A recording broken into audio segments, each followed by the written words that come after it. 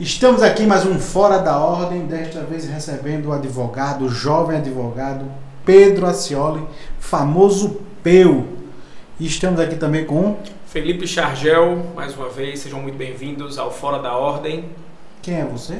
Sou o Felipe Chargel. Ah, tá. E eu sou o advogado jovem que está aqui, nesse grupo para mais nada. Então, para não quebrar as expectativas, Pedro Accioli, conhecido como Peu e advogado jovem nas horas vagas. Muito Somos bem. todos jovens, né? Nem Tudo todos jovens. advogados, mas jovens. Exato, jovem. O importante é ser jovem. Como o seu Madruga diria. Se você é jovem ainda. Jovem ainda. Reforçando o convite para você que ainda não conheceu, está caindo aqui de paraquedas, provavelmente graças à presença do ilustre Peu. Visite também nossos outros podcasts, provavelmente o do Ed Gama está disponível, vai estar no card em algum lugar aqui, se o Rafa lembrar de colocar. Botar aqui. Vai aqui. Botar pro Rafa Ramos de ficar doido. Bota a Gabizinha aqui também, ó. A Gabizinha foi o... Essa é a ordem. Essa é a ordem. Mas você pode acessar também no nosso Instagram, tá? Tá no Nossos destaque, outros algum materiais. canto lá no Instagram da AB. Aqui. Só Obrigado, pro Rafa Rafa. Ramos ficar doidinho. Peu, muito obrigado por ter aceitado o convite. Você acabou de gravar o SA Ordem com o presidente Nivaldo. Conta um pouquinho como foi essa experiência do SA Ordem e conta também pra gente, que é a curiosidade de todo mundo, como foi seu início de carreira. Primeiro, agradecer o convite. Estar aqui com vocês é um prazer. Rafa, Felipe Chargel e sucedendo, né? O primeiro podcast do Fora da Ordem, logo depois de Ed Gama, é uma grande responsabilidade, mesmo porque desde a época do colégio a gente já vem nessa responsabilidade, né? A gente estudou junto no colégio, fez faculdade junto, ele me deu a primeira oportunidade ali de ter um espaço físico para trabalhar, pouca gente sabe disso. Ele foi a primeira pessoa que disse para mim: Peu, se tu precisar, tá aqui, meu escritório tá de portas abertas para você. Então, é um cara que é importante para mim, eu gosto muito dele e é um prazer estar aqui. Primeiro de tudo, né? Agradecer também ao presidente Nivaldo, a iniciativa em pensamento comum com a Ascom da OAB, e acho que é bem importante a gente diversificar o modo como a gente leva a informação para a advocacia, porque a gente precisa atingir as pessoas. Independente do modo, a gente precisa atingir as pessoas. Tem gente que vai estar correndo na esteira, tem gente que vai estar fazendo academia, não vai ter tempo de ver o Instagram, mas vai estar ouvindo o podcast, vai estar sabendo do que se passa aqui na OAB e também fora da ordem, né? E como eu comecei, cara, é interessante, porque na faculdade eu não sabia, antes de fazer a faculdade, aliás, quando eu estava me inscrevendo para o processo seletivo seriado, na época, o PSS, da UFAL. Entregou a idade. Entreguei a idade, Eu já não sou mais tão jovem, né? Que eu fiz PSS. A galera, pessoal, PSS é tipo Enem, sabe? É mais que ou menos pior. isso. 3 anos seguidos. Só que 3 anos assim. É um sofrimento parcelado. Tem a super. E é duas erradas eu não Uma uma certa. Eu peço Nada pedagógico. A advocacia que está entrando agora, ela não sabe muito bem o que é o PSS, não, porque realmente é muito novo. Verdade. Eu tenho uma sobrinha que me perguntou esses dias: tio, o táxi é tipo Uber, é? Que Já massa. pensou? Já pensou? Então, podcast é tipo rádio. Só que Se você, agora. se você é boomer, Mas enfim. Então, quando eu fui fazer o PSS lá, meu pai falou: quero que você passe na federal, você tem que passar e tal. E eu não sabia o que eu queria, se eu queria engenharia civil ou direito. Na época eu lembro que a média de direito era mais alta. Eu fiz: não, vou fazer engenharia na UFAL, porque meu pai quer que eu faça UFAL. Então eu coloquei engenharia civil na UFAL, passei e em concomitância fiz no SESMAC direito. Acabei durante 6 meses de curso fazendo as duas faculdades, uma de manhã e outra à tarde, engenharia civil de manhã, direito de manhã e engenharia civil à tarde. Só que chegou um momento que eu enlouqueci, não deu mais. Eu fiz 2 provas de cálculo, até o professor Chico Potiguar. Fiz 2 provas, fiquei com 0,4 de média, e aí eu falei: não dá pra mim, eu vou ficar em direito. E naquela não parece muito. Não dá muito não, porque eu ia estar num polo, assim, num litisconsorte, na verdade num polo ativo ou passivo na minha vida, porque se eu fosse engenheiro, eu ia estar no polo passivo de uma demanda que ia derrubar um prédio, alguém ia me processar. Como eu sou advogado, eu estou nativo, então para mim tá legal. Você ia ser a pessoa que vai processar quem dá o bom prédio. Justamente, né? Essa é uma posição mais confortável. de No fato. caso, eu estou advogando para engenharia, é muito melhor do que estar derrubando o prédio aí pelo mundo. Mas, enfim, larguei a engenharia e fiquei no direito. E eu lembro uma coisa interessante que é pontual, é que na época que eu larguei engenharia civil para fazer direito, foi em meados de 2007 para 2008, a engenharia civil estava num boom, na verdade, um boom da construção civil naquela época. Não é? 2008, né? 2008. E aí o que acontecia? A UFAL era o terceiro melhor curso de engenharia civil pelo Guia do Estudante. Então eu estava na Federal, no terceiro melhor curso do Brasil, e eu larguei para fazer Direito na faculdade particular. É uma coisa mais absurda do mundo, na cabeça do pessoal da época, porque ninguém da minha família era do Direito. Absolutamente ninguém. Então, o que o cara está fazendo no meio de um oceano vermelho desse, super saturado de advogado, sem ter ninguém na área jurídica, numa faculdade particular, podendo estar na engenharia civil? E eu simplesmente sabia que não ia dar certo para mim lá. Ia só, talvez desse aqui. E aí meu pai falou, cara, eu não vou ter condição de pagar essa faculdade, como é que vai ser? E eu sempre gostei de esporte e falei, não, vou entrar no time de futsal. Aí entrei no time de futsal do SESMAC. Joguei pelo time de futsal, ganhei bolsa de estudos no SESMAC e fiz a faculdade de Direito particular no SESMAC com bolsa de estudos, 90%. Mesmo jogando tão mal, né? Mesmo jogando mal, porque pra você ver como tem pessoas piores que eu. Então, se você aí de casa, você é um jogador você que está me ouvindo, você faz alguma coisa mal, não fique triste. Vai ter sempre alguém que faz pior do que você. E talvez tenha menos interesse. Exato. O importante não é o dom, é a insistência. Então, persista.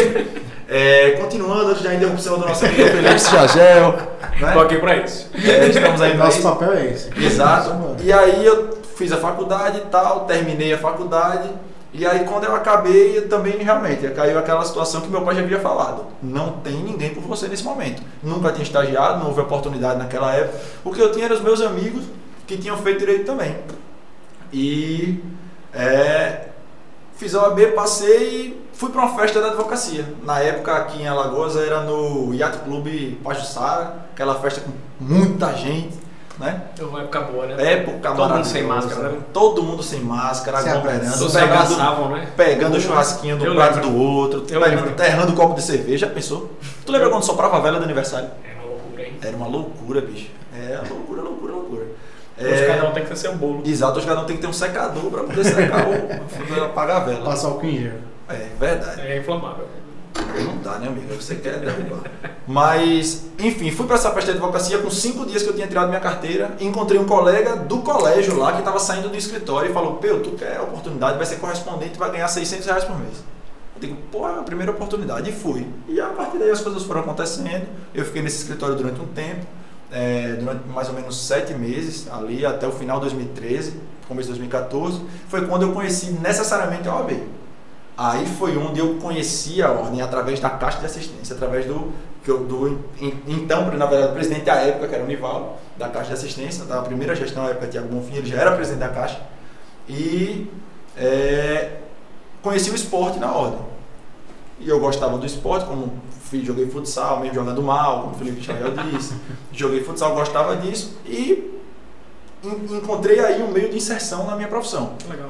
Então eu utilizei da oportunidade que apareceu, porque não se enganem, quem vem de uma origem mais humilde, menos favorecida, tem que aproveitar necessariamente as oportunidades. A vida dá poucas oportunidades para determinados tipos de pessoas, isso é fato. Meritocracia, na minha concepção, não existe. Então é meio polêmico dizer isso, mas 90% das pessoas que nascem pobres vão morrer pobres, independente do que façam. Nosso país é um dos países com menos mobilidade social. Menos mobilidade, engessado socialmente. Então, 90% das pessoas que nascem pobres vão morrer pobres, independente do esforço. E 90% das pessoas que nascem ricas vão morrer ricas, independente das besteiras que façam. Então, se você tem uma oportunidade, aproveite a oportunidade que a vida está lhe dando. Tentar criar algumas oportunidades também. Exato, né? Exato.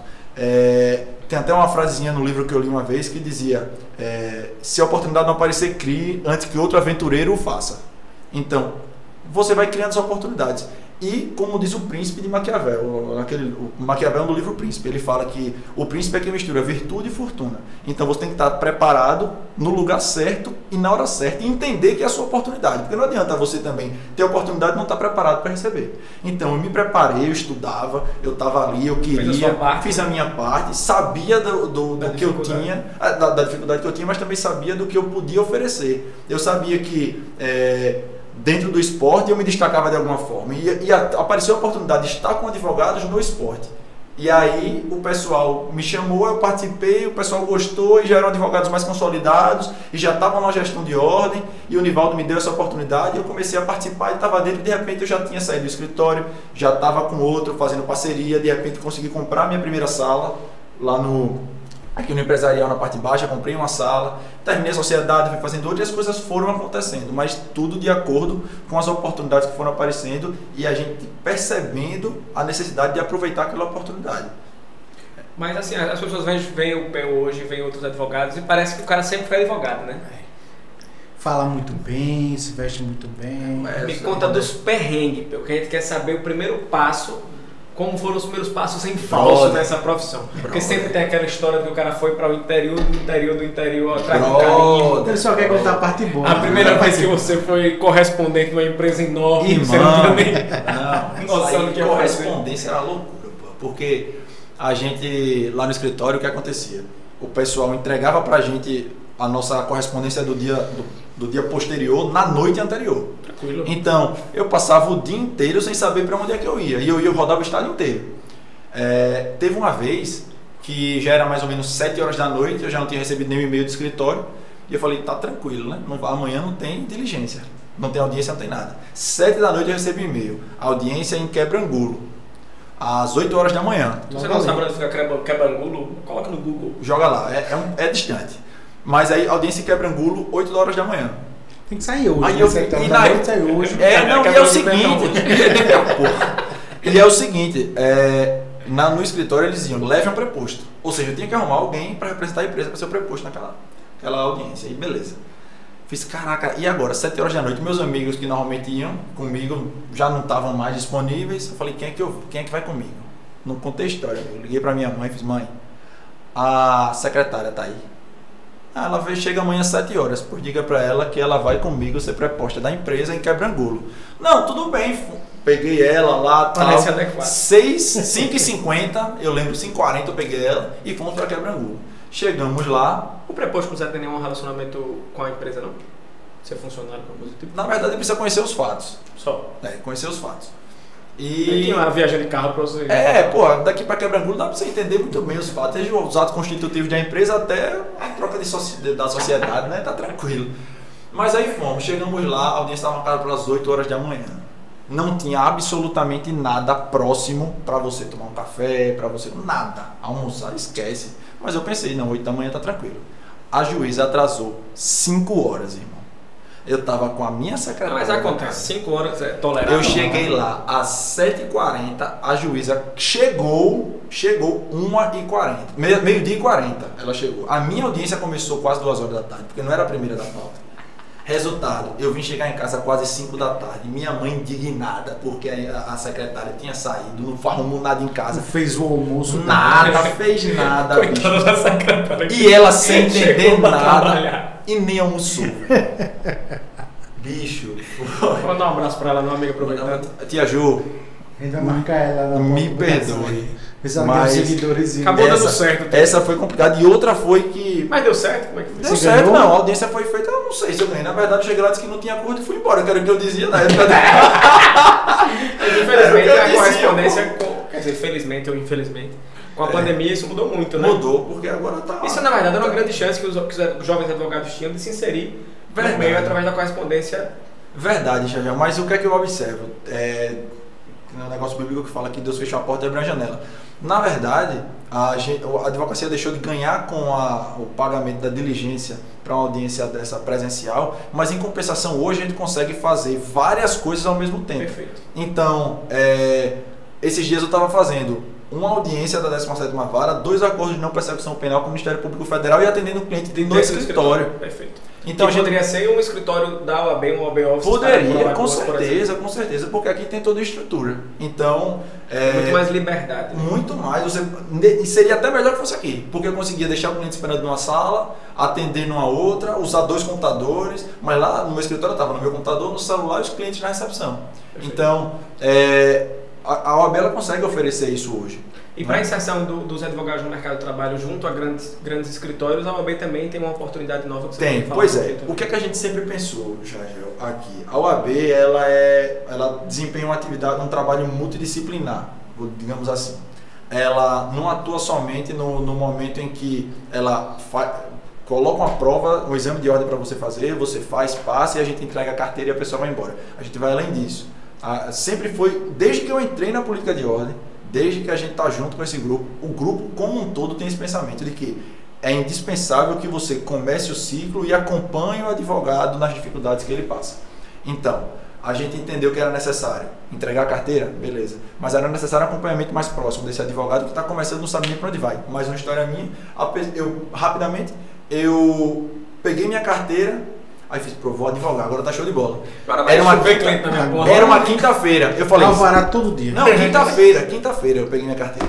Lembro minha forma entregando na OB do Centro, Ricardo Moraes, que hoje é daquela comissão da Braskem lá, do acompanhamento. Era tesoureiro da Caixa de Assistência na época, me entregou a carteira. O presidente Nivaldo, né? Era, o presidente era Nivaldo, enfim. Na sexta-feira eu fiz, vou no fórum pra dar uma volta pra... Pô, cheguei, né? Terno novo. Desfilar, companhia do terno. Novo. Tome a companhia do ternozinho. Fui. Irmão, quando eu cheguei lá, 1h30 da tarde, que era quando na minha concepção abriu o fórum, na sexta-feira o fórum abria de manhã. Pra você ver, pô.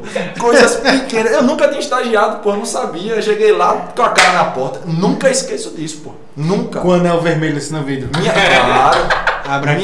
Minha primeira ida ao fórum.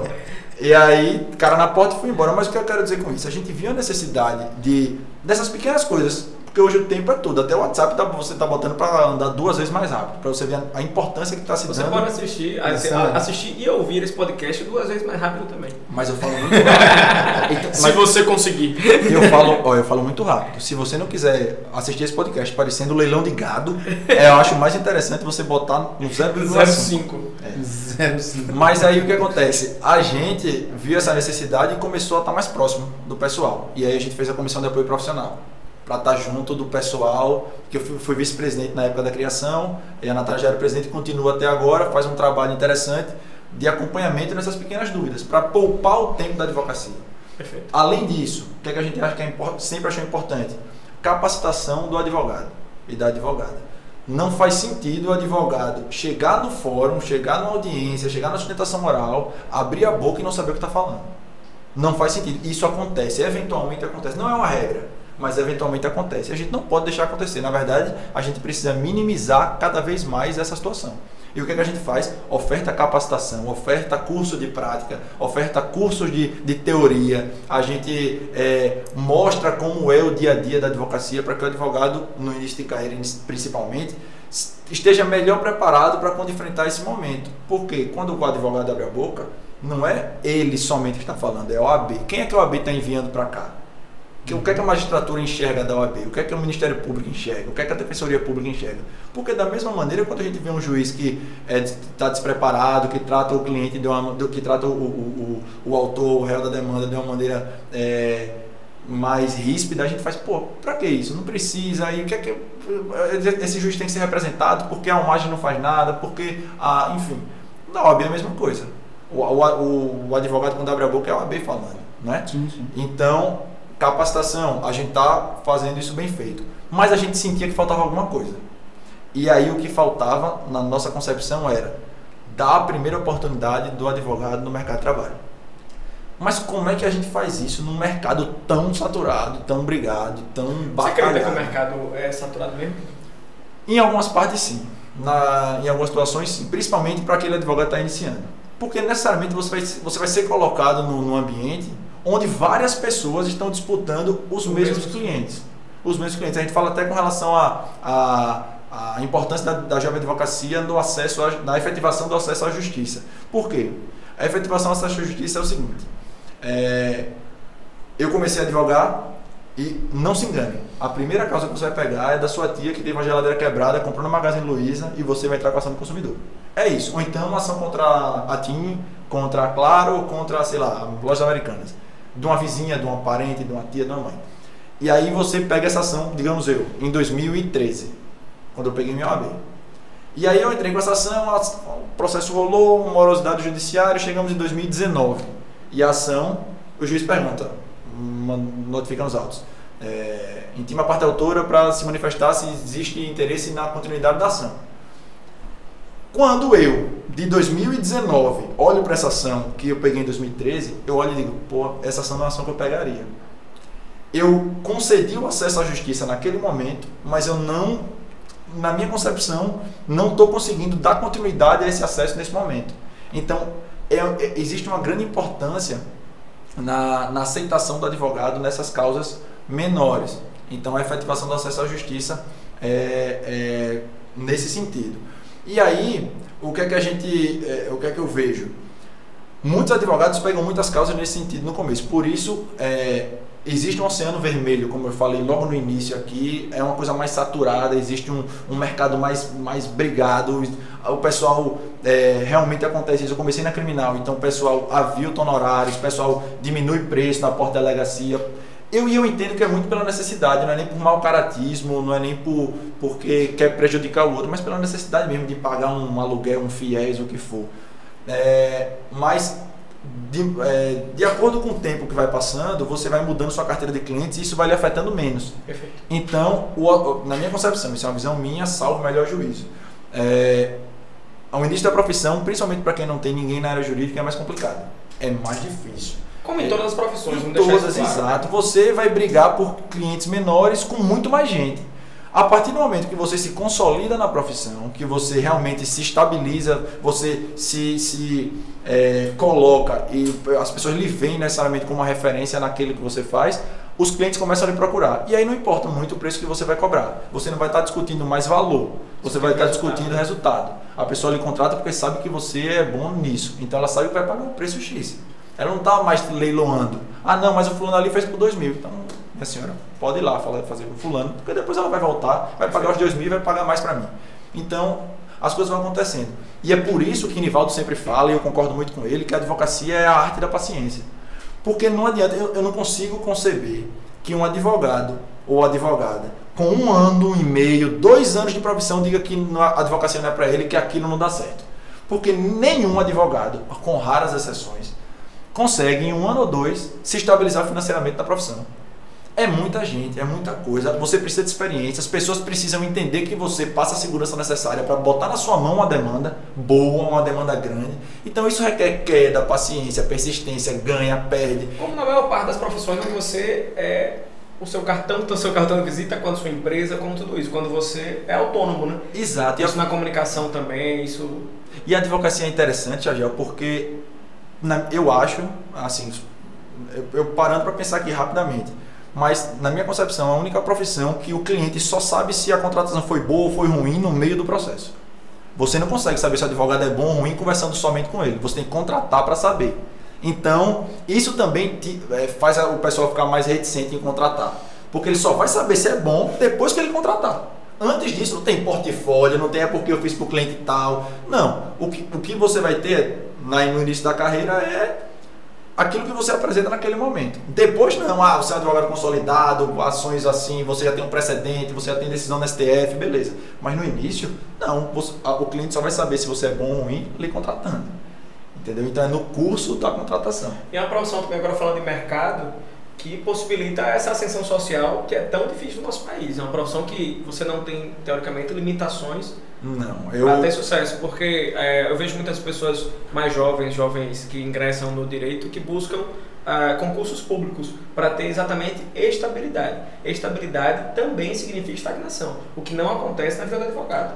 De forma nenhuma. Eu sempre digo que a advocacia é dos ramos jurídicos apresentados para o bacharel em direito, o único que você trabalhando somente nele lhe oportuniza a ficar milionário de maneira lícita. Perfeito. É o único. Você acorda todos os dias correndo o sério risco de tropeçar na causa da sua vida e ficar milionário. Na advocacia, não tem juiz, não tem desembargador. Não tem. Só depende de si. Você faz seu horário. Exato. Você faz seu horário, você... Assim, claro que isso demanda tempo. Até você fazer o que você quer, você vai fazer muito o que você não quer. Né? É 10 vezes o que você não quer para fazer uma que você quer. Então, se você se conscientiza disso, sabe o lugar onde você está, e o lugar que você... no caminho que você está trilhando, e você sabe onde você quer chegar, cara, parece clichê, mas não é, pô. Porque eu lembro quando eu comecei, eu queria fazer um curso de 2 anos no IBET, no Instituto Brasileiro de Estudos Tributários, em Curitiba, né? Mas meu pai não tinha condição de me dar isso, primeiro, para eu passar 2 anos morando no Paraná, bancado pelo meu pai, pela minha mãe, para estudar tributário, para voltar aqui e advogar para quem? Que eu não conhecia ninguém. Entendeu? O que eu tinha naquela época? O direito criminal. Eu jogava bola, conhecia o pessoal ali, eu cometia pequenos crimes e tal. Mas não, na realidade, pô, é mesmo. Tinha uns amigos que, assim, cometiam alguns crimes. E aí era o que eu tinha, pô. Então tinha 2 opções. Ou ficar me iludindo e frustrado, porque meu pai não conseguia me dar o curso que eu queria para estudar, ou exato, usar as armas que eu tinha para fazer o melhor que eu podia naquele momento, até ter arma melhor para fazer melhor ainda no futuro. Chegou o momento que eu tive condição de ir para o IBET, fazer o direito tributário, e eu não quis. Não quis. Ô Peu, e você hoje, já com a vasta experiência que você tem na advocacia, você olhasse para o Peu do lado de trás, quais conselhos você daria para aquele Peu que estava começando, sem experiência alguma, que também pode servir um conselho para um jovem advogado que acabou de pegar sua carteira essa semana passada, semana que vem, e que vai ingressar no mercado de trabalho, que no meio da pandemia você não tem tanta experiência como você teve, que pôde no início rodar os fóruns, hoje está tudo fechado. Mas qual conselho você daria para o Peu de antigamente e hoje para o jovem advogado? Compre bitcoins. Verdade. Compre bitcoins. Bitcoin é sucesso. Comprei já. 2000 e quanto? 2013, porra, bicho, em 2013 o cara tava fazendo campeonato. Bitcoin era R$1, velho. Campeonato de FIFA e dando pro 5º lugar um Bitcoin. Já pensou, primeiro lugar, $500. Mas fora isso. Não, fora Bitcoin, tem a Magalu também. Mentira, tô brincando. Peu vai ter uma empresa chamada Magalu, então Itaú S.A. Você bota lá na bolsa que tá todo mundo fazendo. É isso, CrossFit e beach tênis. Tá todo mundo, viu, Pedro? Monta uma quadra de beach tênis. E abre uma fábrica de máscara, porque futuramente verdade. Fábrica de máscara e álcool gel é interessante.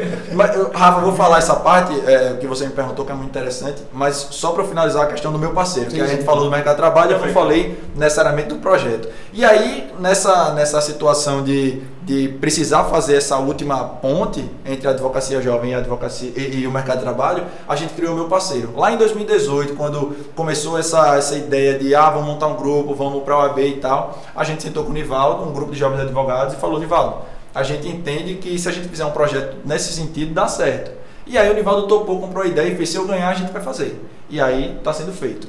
Como é o meu parceiro, que já tem quase 200 advogados inscritos? O meu parceiro consiste em um escritório de médio ou grande porte, que já está consolidado no mercado e não patrocina determinadas demandas que chegam para a gente. Por exemplo, o meu escritório não pega juizado especial e eventualmente chega uma demanda de juizado. O que é que eu faço?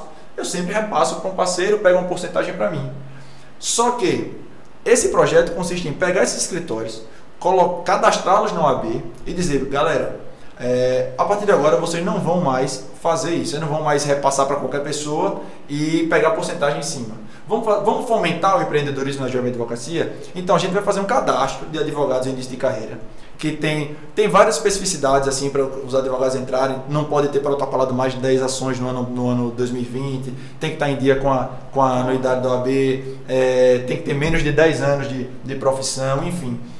Tem uma série de requisitos que, cumpridos esses requisitos, ele entra numa lista. E aí esse escritório de médio e grande porte, quando recebe uma demanda, ele comunica a ordem chama um advogado desse cadastrado. Então, a ordem oportuniza para que o advogado tenha o seu primeiro cliente. E esse advogado vai ser acompanhado pelo escritório parceiro. Orientação, logística, apoio, estrutura. Perfeito. Tudo para dar uma segurança para aquele advogado, para que ele, aquela advogada, né, para que ele ou ela consigam ter tranquilidade para atender o seu primeiro cliente. Dado esse start, começa-se a vida profissional daquele advogado, daquela advogada. Claro que esse não é um projeto de assistencialismo, não é. É um projeto de iniciação profissional.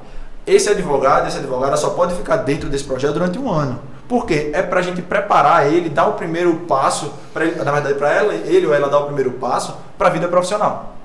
Deu o primeiro passo, agora ele anda sozinho. E aí entra outro advogado, outra advogada para participar nesse mesmo sentido. Perfeito. Então a gente consegue hoje passar para a advocacia demandas. E aí o que é que o escritório ganha com isso? Mas aí é filantropia, por que esse escritório vai entrar? Porque, sendo bem sincero, para um escritório de médio porte, para um escritório de grande porte, é muito mais interessante ter o reconhecimento da própria classe do que necessariamente 20% de honorários no honorário de R$4.000. Dando um exemplo, que é uma média de condenação em juizado. Né? E aí, ao invés de receber essa porcentagem, ele abre mão disso e vai ser reconhecido pela classe de uma maneira que vai ser desenvolvida pela OAB, talvez com a comenda, talvez com medalha, talvez com uma postagem, porque isso é importante. Para o escritório é muito mais interessante. Eu pensei no meu escritório. Para o meu escritório é muito mais interessante isso do que uma porcentagem de 20%. E aí eu estou ajudando e ao mesmo tempo sendo reconhecido. Que isso é importante. Na advocacia é muito importante você saber se posicionar, estar bem posicionado, ser reconhecido, ser bem falado. Então é uma troca, não é uma filantropia. Então ninguém está dando nada a ninguém. É realmente uma troca. Mas, respondendo agora ao que o Rafa me perguntou sobre qual conselho eu daria para mim lá no início da profissão. Cara, eu diria para ser cara de pau. Ser cara de pau mesmo. Porque, às vezes, as pessoas têm vergonha de perguntar. E eu lembro que agora eu sou advogado. Eu tinha 21 anos, mas eu sou advogado. Não posso estar tendo dúvida de qualquer coisa. Não posso chegar e perguntar o que é tal coisa. Não, tenho que saber. Porque é sempre assim, advogado tem que saber. Às vezes, se o cara chega, o cliente pergunta alguma coisa, tem que ter certeza de tudo. Não, mas do cliente ainda vai. Mas o advogado, normalmente, quando você pegou a AB, familiar, amigo, pergunta, você tem que saber. Até de astrofísica, se perguntar, o Marcos Pontes, quando atravessou quando, sei lá... Foi para a estação lunar. Meu amigo, eu não tenho a menor ideia. Eu não sei. Não sei nem se ele foi pra lá. Era direito dele. Não, porque ele infringiu a lei da gravidade. Qual é o artigo? Não, meu irmão, calma, peraí. Lê. É lei. Na única lei que eu obedeço é a da gravidade, tá bom. E a de Newton. É, a de Newton também. A de Murphy também. É uma pesada essa. Lei de Murphy é punk. Sim, mas às vezes tá gravando aqui. E o que é que acontecia? Eu tinha vergonha de perguntar. Então eu perdi muito tempo por não querer perguntar. E não ter ninguém que chegasse, visse que eu não sabia e chegasse pra mim e dissesse, bicho, vem aqui pra eu te ensinar. Tá errado. Isso aqui é assim. E as pessoas também, elas ficam meio reticentes de ensinar para advogado, entre aspas. Entendeu? Então a galera não quer ensinar. Aí o que aconteceu? Uma determinada vez, um exemplo bem prático disso, e por que eu falo de ser cara de pau, determinada vez eu fui protocolar uma contestação, que é uma petição intermediária hoje, tu sabe, né? Petição intermediária, tem lá a petição inicial, o que era para fazer? Protocolar a contestação dentro do processo que já existia. Só que eu não sabia, bicho. Eu protocolei um inicial como se fosse contestação, botei valor da causa, paguei custas de uma contestação. Ou seja, era uma coisa simples, que eu podia ter perguntado. Mas primeiro, eu não tinha para quem perguntar, porque terminou a faculdade, cada um foi pro seu lado, não tinha aquele contato com os amigos, não tinha um grupo de jovens advogados, não tinha a comissão de apoio profissional para perguntar. E não tem aquela orientação lá. Não, esquece. Não, meu parceiro zero. Não, sério. Era meu concorrente. Era meu passeio, que eu ia lá pro fórum, passear e voltava. Era o que eu fazia. Mas aí o que aconteceu? Teve essa situação, deu inépcia da petição, enfim, foi horrível. Mas depois disso, isso já foi com algum tempo de advocacia, sei lá, me protocolar a contestação, passei 7 meses só de correspondência, sei lá, foi com 1 ano e meio de advocacia. E aí eu da parte dele eu falei, não, vou aproveitar que eu sou novo, que eu tenho cara de novo, na época eu tinha cara, não tinha essa cara acabada, aí o cara virar pai, o cara vai de SJK, 50 anos em 5, né? Rafael sabe muito bem aqui. No caso não foi envelhecer, foi engordar. 50 quilos. E que eu saiba, eu não tenho nenhum. Então, é verdade. Registrado. E se aparecer, eu posso me contratar. E aí o que é que eu fiz? Eu era novo, muito novo na época, 21 para 22 anos de idade. Então eu passei a não ter mais vergonha de perguntar. Eu já perguntei, depois dali, acabou-se. Eu perdi 1 ano e meio, mas pergunta até demais. Meu amigo, eu perguntava para juiz todo dia no WhatsApp. Cansei, de chegar doutor Rodolfo Osório. Doutor Rodolfo Osório, você vai terminal.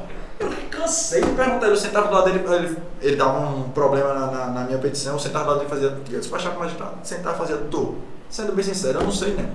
Por que deu errado? Aí ele fazia, meu filho, senta aqui, olha, isso aqui tá errado por causa disso, isso aqui é assim, isso aqui vem pra cá. E hoje muitos advogados têm medo de despachar com o juiz e com o desembargador. Mas vou lhe dizer, a maioria dos juízes e desembargadores tem prazer em sentar do seu lado e ensinar, porque eles mostram que eles sabem o que estão falando, entendeu? Bicho, eu cansei de fazer isso. E é aquela história, aproveita o momento que você está. Hoje, eu não posso mais chegar e sentar com um juiz e dizer, doutor, me ensine. Com 10 anos de advocacia quase, 7 anos, vou fazer 8. né? Quase 10. Mas naquela época, com 21 anos de idade, ele olhava para mim e dizia, esse é um menino. Então eu tinha que aproveitar aquele momento. Então é a oportunidade que eu tinha de perguntar e aprender com um cara que vai julgar o meu processo. Por que eu não perguntaria? Então eu perguntei muito, doutor Rodolfo, doutor... Você cria um vínculo no fim das contas? Que demais. Doutor Cláudio, que eu trabalho muito na criminal, como eu disse. Doutor Cláudio, doutor Sóstenes, pô, os caras me ensinaram muito. Promotor Vilas Boas, doutor Hamilton, me ensinaram muito. Chegaram e disseram, isso aqui, tu errou por causa disso aqui, isso aqui não pode ser assim, isso aqui a gente não vai aceitar nunca, o parecer sempre vai ser negado. E aí você vai aprendendo e vai entendendo e vai aproveitando. É isso. E para quem quiser hoje fazer parte desses grupos de jovens advogados, fazer parte da comissão de apoio à advocacia, como faz? Acompanhar o trabalho do conselho, o Peu é presidente do Conselho da Jovem Advocacia.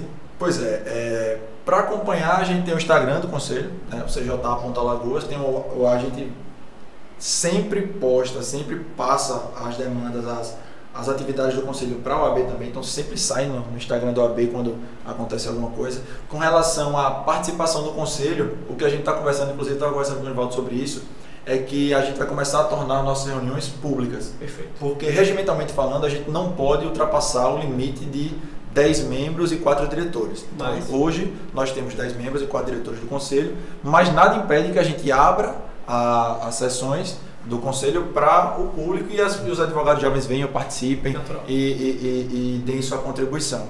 Não é? Com relação à comissão de apoio, todos os advogados que juram, que recebem a OAB, são recém-egressos à ordem, eles entram necessariamente em algum grupo. Esses grupos começaram, se não me falha a memória, em 2016. Então, já vem um pessoal participando desses grupos. Eu não sei como é que está a dinâmica hoje, com a Natália e com a Ana Lídia que estão coordenando, mas acredito que continue sendo da mesma maneira. Se existir algum advogado que tenha necessidade de acompanhar um grupo desse, de saber o que acontece, é só falar com elas. Elas com certeza vão adicionar vocês no grupo mais recente. Você pode falar também através do WhatsApp da Tem o zap da ordem, que o número vai estar aqui embaixo. Rafa, se liga aí. Ou aqui. E se você está ouvindo o podcast através das plataformas de streaming, você acessa o Instagram da OAB e com certeza o númerozinho do WhatsApp. Lá tem um link lá na bio já direcionado para o WhatsApp. Tudo fácil, tudo à mão, porque hoje é tudo tecnológico. Então hoje é tudo tecnológico. Eu tenho até arrasta pra cima. O pessoal da OAB fez um arrasta pra cima e me pediram pra eu gravar e, no final tu fala arrasta pra cima. Aí ficou massa. Aí eu falei, arrasta pra cima. Aí quando eu fui apostar no meu, não tem 10 mil seguidores, né, bicho? Aí pessoal, siga o Peu. Se arrastar pra cima, vai mandar mensagem, manda DM. Pode arrastar pra cima, mandar DM aí pra mim. Sigam o Peu. É isso, Peu. Muito obrigado pela sua participação, por ter aceitado o convite de vir participar desse podcast do S a Ordem. Mais uma vez, a OAB está sempre de portas abertas para receber tanto você quanto os jovens advogados e todo mundo que quiser conhecer um pouquinho mais da Ordem, quiser aprender um pouco mais o que você não teve lá atrás. Hoje estamos dando todo esse aparato para poder receber os jovens advogados e prepará-los para o mercado de trabalho. Mais uma vez, obrigado, Sérgio, por mais uma vez estar aqui conosco. E a OAB é a casa da Jovem Advocacia, de todos os advogados, na verdade, e eu espero que as pessoas se sintam cada vez mais próximas da Ordem e entendam que a Ordem está aqui para ajudá-los e apoiá-los ao longo de toda a carreira na advocacia. É importante demais, porque quando o advogado ele está aqui dentro, ele se sente mais fortalecido, isso é inevitável. A gente começa a sentir parte de um todo. A gente é parte de um todo. Necessariamente nós somos parte de um todo, independente da organização onde você se encontra. Então, quando você entende que isso acontece, que você realmente é parte de uma engrenagem muito maior, você se sente mais motivado a fazer o que você faz. Você começa a inferir propósito naquilo que você vive. E uma vida com propósito é uma vida muito melhor de ser vivida. Então, convido a todos e a todas a participarem da Ordem, a estarem nas comissões, a entrarem em contato, a interagirem pelo zap, já arrastando para cima no Instagram da OAB, no meu não, no meu pode mandar direct, mas estando aqui, falando, meu WhatsApp todo mundo tem, todo mundo sabe qual é, enfim, deixo aberto aqui para todos e todas vocês estarem conosco. Foi um prazer estar aqui com vocês, meus amigos, e estou sempre à disposição. O que precisarem de mim, não precisa nem chamar, que faz de eu estou aqui, né? Então, tamo junto. Quem quiser assistir mais o Fora da Ordem, o episódio que foi com o Ed Gama, assistir o OAB Entrevista, tá tudo lá no canal da OAB no YouTube Alagoas, OAB Alagoas TV. Tem o Instagram, @OAB Alagoas, tem o Twitter também, @OAB Alagoas. Muito obrigado. Valeu. Ficou nervoso.